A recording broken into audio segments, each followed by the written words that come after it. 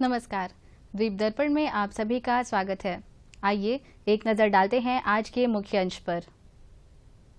पश्चिम बंगाल राज्य के स्थापना दिवस पर उपराज्यपाल का संदेश।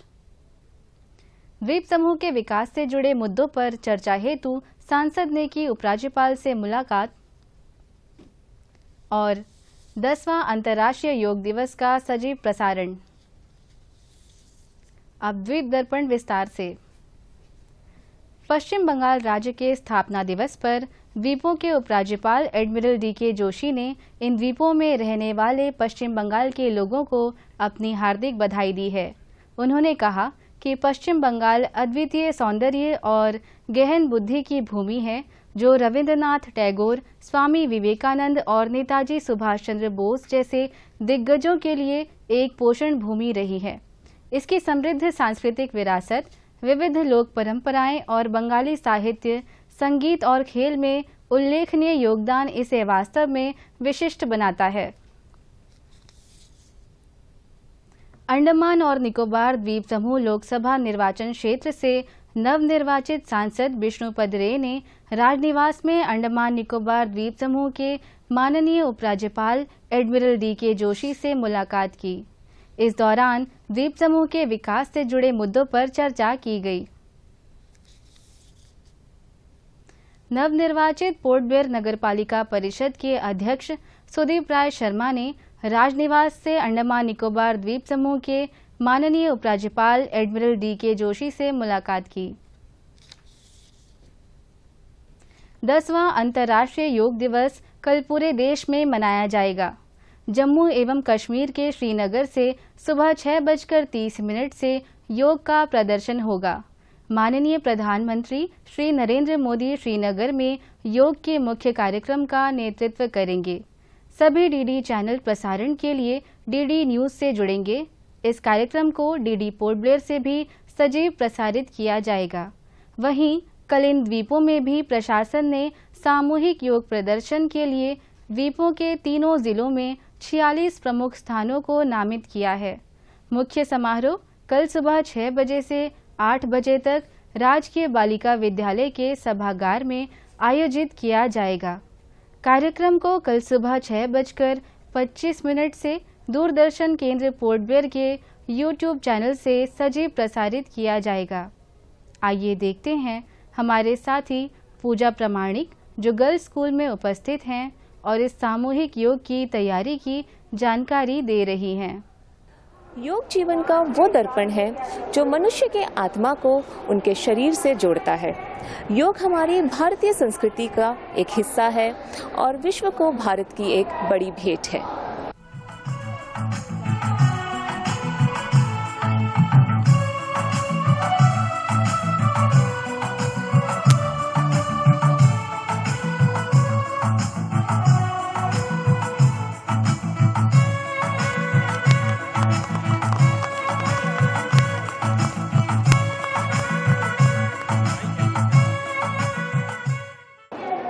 पहली बार 27 सितंबर 2014 को संयुक्त राष्ट्र महासभा में हमारे देश के प्रधानमंत्री नरेंद्र मोदी जी ने अंतर्राष्ट्रीय योग दिवस मनाने का प्रस्ताव रखा था और 21 जून 2015 को पहली बार अंतर्राष्ट्रीय योग दिवस मनाया गया, जहां लाखों लोगों ने एक साथ मिलकर इस आयोजन में भाग लिया।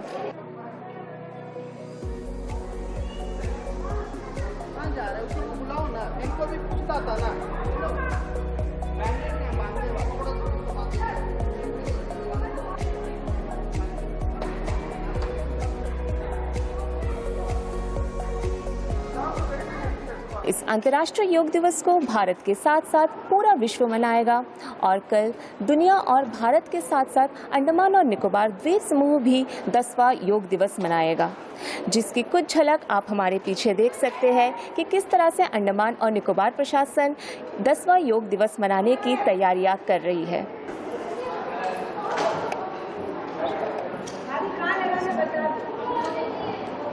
कल 10वां अंतर्राष्ट्रीय योग दिवस मनाने के लिए इस मंच पर उपस्थित होंगे माननीय LG, माननीय MP, माननीय चीफ सेक्रेटरी जी और साथ ही साथ अंडमान और निकोबार प्रशासन के और भी आला अधिकारियां भी उपस्थित रहेंगे।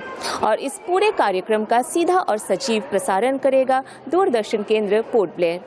तो आप भी इस उत्सव का हिस्सा बने और कल योग दिवस मनाएं दूरदर्शन केंद्र पोर्ट ब्लेयर के साथ सुबह 6:25 से।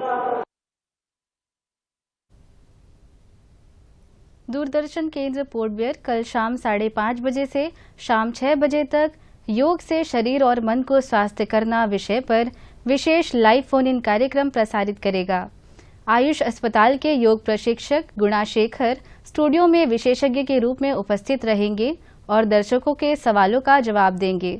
दर्शक फोन नंबर 244745 या 217213 पर डायल कर इस लाइव फोन इन कार्यक्रम में भाग ले सकते हैं। द्वीप दर्पण की अगली कड़ी इस ब्रेक के बाद।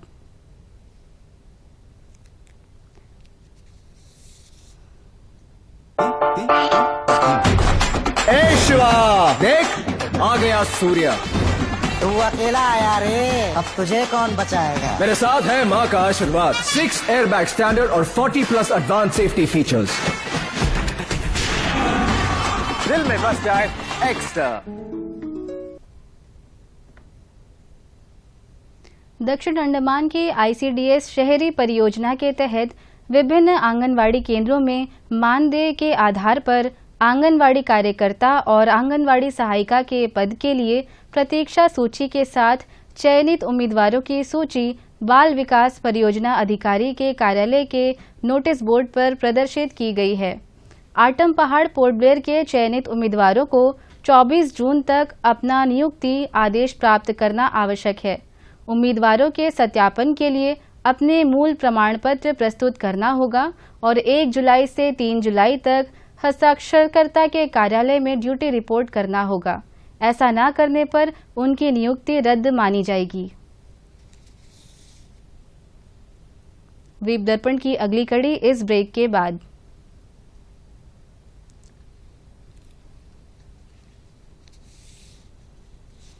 कपालभाति। कपाल का अर्थ है मस्तक, भाति का अर्थ होता है चमक या शुद्ध करना। सावधानियाँ। हृदय संबंधी व्याधियों, मिर्गी, हर्निया, गैस्ट्रिक अल्सर तथा मासिक धर्म के दौरान यह क्रिया नहीं करनी चाहिए। किसी भी आरामदायक स्थिति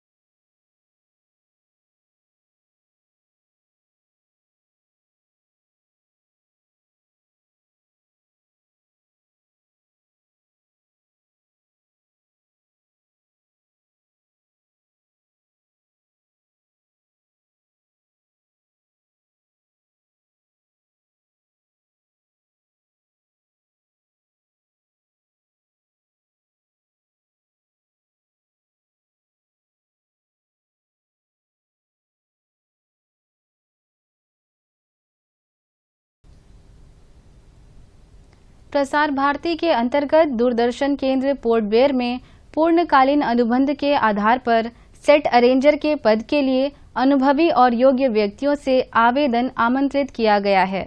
कुल पदों की संख्या 1 है। कार्यस्थल DDK पोर्ट ब्लेयर है। पद की कार्यावधि 2 वर्षों की होगी।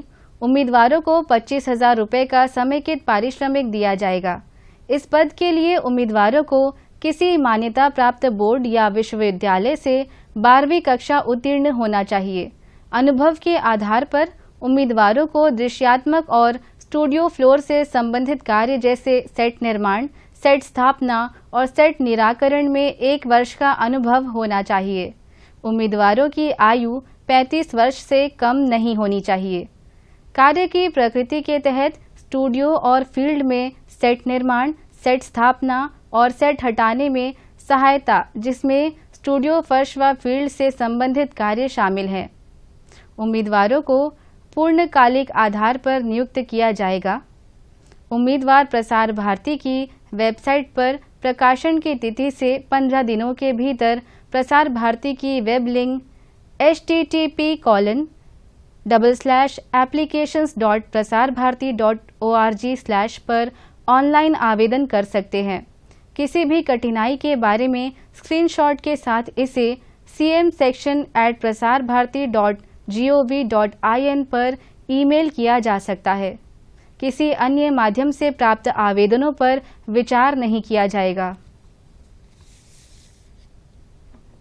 स्कूली बच्चों के ग्रीष्मकालीन अवकाश को उपयोगी बनाने के लिए और बच्चों में खेल के प्रति रुचि बढ़ाने के उद्देश्य से प्रशासन के खेल विभाग द्वारा अभिरुचि कक्षाएं आयोजित की जा रही हैं। इस सिलसिले में बच्चों के लिए पोर्ट ब्लेयर के नेताजी स्टेडियम स्थित राजीव गांधी वेलोड्रम व हॉकी मैदान में आयोजित ग्रीष्मकालीन अभिरुचि कक्षाओं के तहत वॉलीबॉल का प्रशिक्षण प्रदान किया जा रहा है। इस मौके पर प्रतिभागी बच्चों ने इस अभिरुचि कक्षाओं से प्राप्त सीख पर अपनी खुशी जाहिर की है।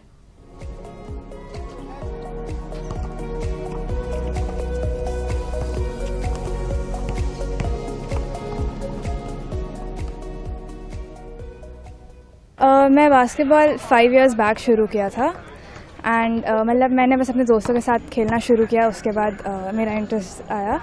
सो जब मैं पोर्ट ब्लेयर आई तो मैंने सोचा कि अपॉर्चुनिटीज़ अच्छे हैं, सो हॉबी क्लास ज्वाइन कर ली इस बार। बास्केटबॉल खेलने से बहुत डिसिप्लिन एंड एंजॉयमेंट बहुत होता है। हमारा ये जो हॉबी क्लास है department sports and youth affairs, ये काफ़ी सालों से ये हॉबी क्लास जो है किया करता था। हॉबी क्लास का मेन उद्देश्य जो है जिसमें से हम बच्चे जो इंटरेस्ट से यहाँ पे आते हैं और उनमें से जो अच्छे बच्चे जो हमको मिल जाते हैं, जैसा इस समय आप देख रहे हैं हमारा ये हॉबी क्लास कोचिंग क्लास से चल रहा है। इसमें से अब 5-6 बच्चे इतने अच्छे हैं ताकि उनका जो हम लॉन्ग टर्म कोचिंग करवा सकते हैं उनको, अगर उनका पेरेंट्स और उनका टीचर्स सबसे बात करके जो है उनका इंटरेस्ट क्या है और उनको लेकर जो है यहाँ पर हम एक ईयरली जो है एक शेड्यूल बनाकर उनका कोचिंग करवा सकते हैं ताकि बच्चे अच्छा स्किल और उन लोग जो है फिजिकली डेवलपमेंट होकर जो है आने वाले जो भी टूर्नामेंट कंपटीशन होता है जैसा नेशनल है और school game federation of India है उसमें जो है बच्चे पार्टिसिपेट कर सकते हैं।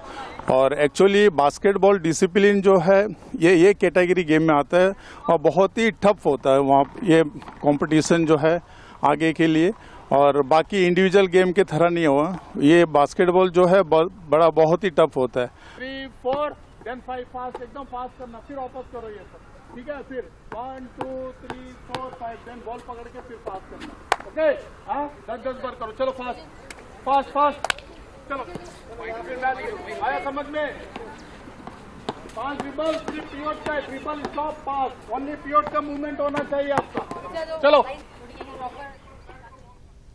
द्वीपों में बास्केटबॉल के लिए उचित कोच उपलब्ध न होने के कारण खिलाड़ी बेहतर प्रदर्शन देने में असमर्थ हैं। गुड क्लब्स के लिए खेलने को मिल जाए एंड नेशनल्स एंड ऑल खेलने को मिल जाए तो अच्छा ही होगा, बट अगर नहीं होता है सो बास्केटबॉल तो कंटिन्यू करना ही है।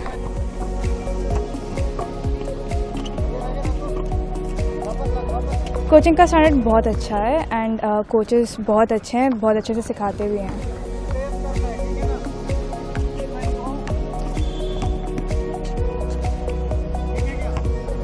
पहले तो कोच नहीं थे, अभी कोच आए हैं। अभी वो भी अच्छा से सब बेसिक से सिखा रहे हैं और अच्छा से ड्रिबल सब अच्छा से करवा रहे हैं। कोचिंग प्रेम से सिखा रहे हैं, अच्छा से ही करवा रहे हैं, मेरा तरफ से तो बेस्ट है। जी मेरा नाम प्रेम कुमार है जी। मैंने अपना स्टडी बीपीएड और एमपीएड किया है इन फिजिकल एजुकेशन में। तो अभी हम फिलहाल तो बेरोजगारी है यहाँ पे, तो हम यहाँ बच्चों को हम ट्रेन देने के लिए आते हैं, हम पूरा साल भर आते सर। अब बात ऐसी रही यहाँ पे कि अगर बारिश आ जाती तो हमारा यहाँ पे प्रैक्टिस नहीं हो पाती और हमारा जो शेड्यूल है वो भी पूरा ख़राब हो जाता है। और हमारे पास सर यहाँ पे सबसे मेन चीज़ हमारे पास कोच नहीं है सर। हाँ जो सर थे अभी फ़िलहाल तो नहीं है, अभी वापस आए हैं ये हॉबी क्लास के चक्कर में। अगर वो यहीं पे रुक जाएंगे तो कैसा है बच्चे लोग के लिए एक ज़्यादा बेनिफिट हो जाएगा, क्योंकि हम यहाँ 2008-9 से खेल रहे हैं। हमने भी SGFI भी खेला हुआ है, हमने सीनियर नेशनल भी खेला हुआ है। तो जिस तरह से मौका हमें मिला है तो हो सके कि बाकी बच्चों को भी मौका मिले, लेकिन बाकी बच्चों को सर मौका तभी मिलेंगे जब वो बेसिक तो भी सीख पाएंगे। तो वो बेसिक के लिए हमारे पास कोच होना चाहिए। मैं 2005 में मैं इस नेताजी स्टेडियम में जब मैं आया था, उस समय बास्केटबॉल कोर्ट यहाँ पे नहीं हुआ करता था, ये कोर्ट भी उस समय नहीं था यहाँ पर। और मैंने ये हॉबी क्लास से जो है 2005 से जो है आपका मॉडल स्कूल में जब बास्केटबॉल कोर्ट हुआ करता था, वहाँ से हॉबी क्लास मैंने स्टार्ट किया वहाँ पर। और बच्चों को जाके मैं स्कूल में गया, बच्चे काफ़ी इंटरेस्टेड थे, बहुत से बच्चे ने नाम लिखाया। और उसके बाद जो है बच्चों को मैंने फिर उनका 3 दिन का यहाँ पे एक कैंप रखा। मैं कैंप रखने के बाद बच्चे जो काफ़ी बच्चे जो है ट्यूशन जाने वाले थे वे नहीं आए। उसके अलावा जो बच्चे ट्यूशन नहीं जाते, जो इंटरेस्टेड जो बच्चे थे वे आते थे। और 2005 से जो है दोबारा से जो है बास्केटबॉल जो है इन द्वीपों में जो है स्टार्ट किया गया।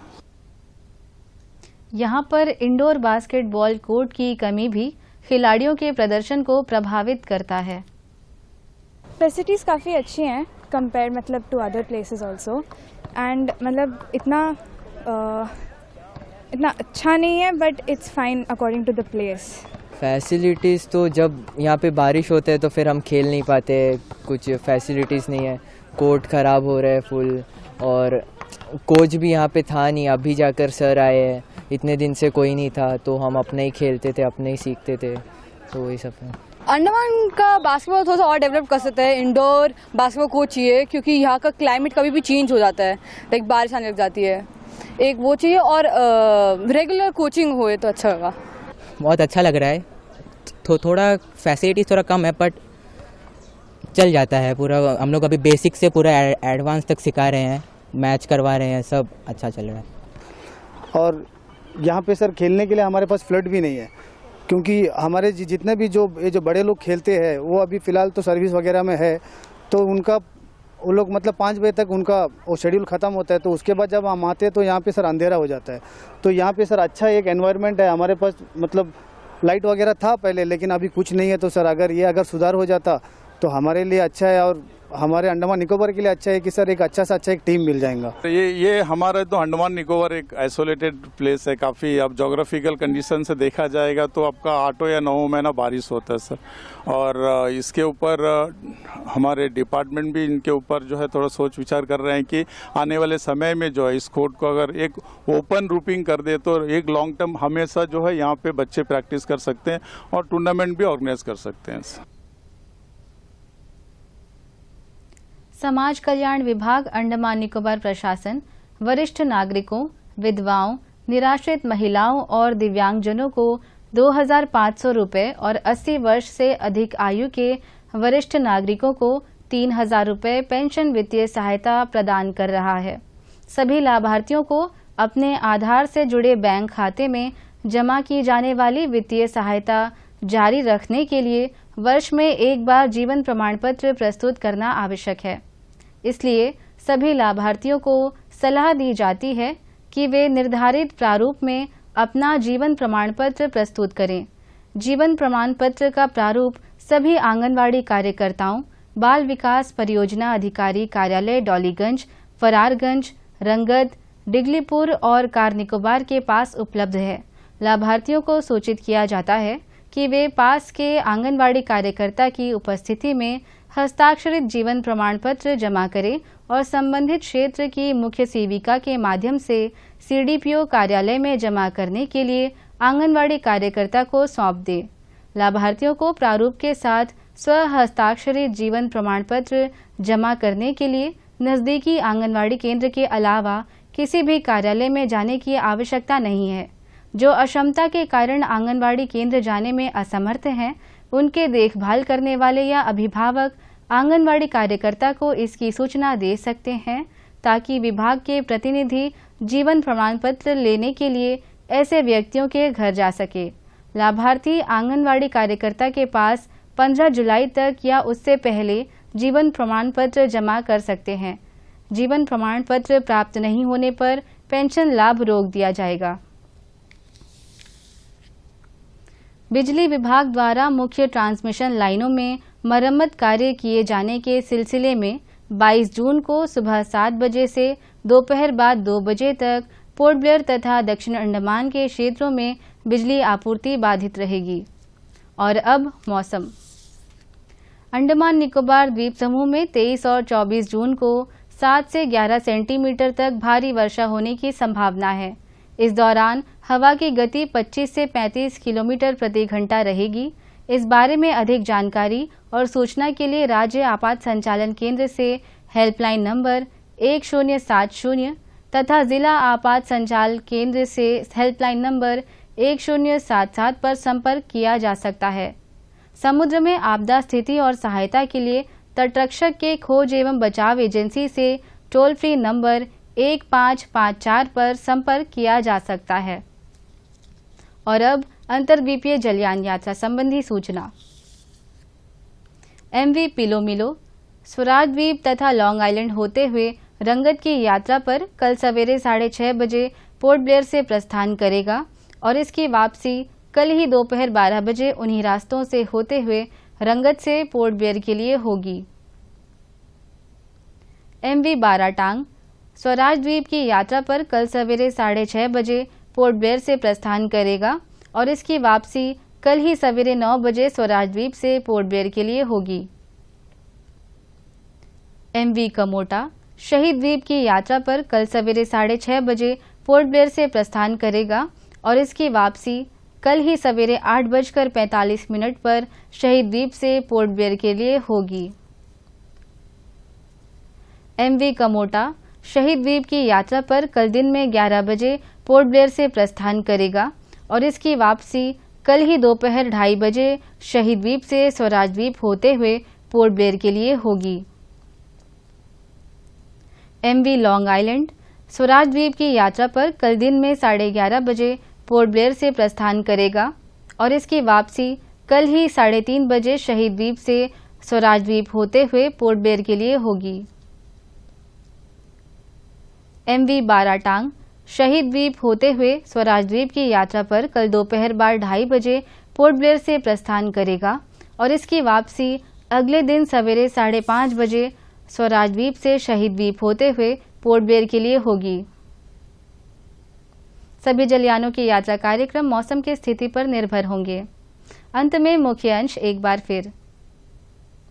पश्चिम बंगाल राज्य के स्थापना दिवस पर उपराज्यपाल का संदेश। द्वीप समूह के विकास से जुड़े मुद्दों पर चर्चा हेतु सांसद ने की उपराज्यपाल से मुलाकात। और 10वां अंतर्राष्ट्रीय योग दिवस का सजीव प्रसारण। इसी के साथ ही आज का यह द्वीप दर्पण कार्यक्रम यहीं पर समाप्त होता है। नमस्कार।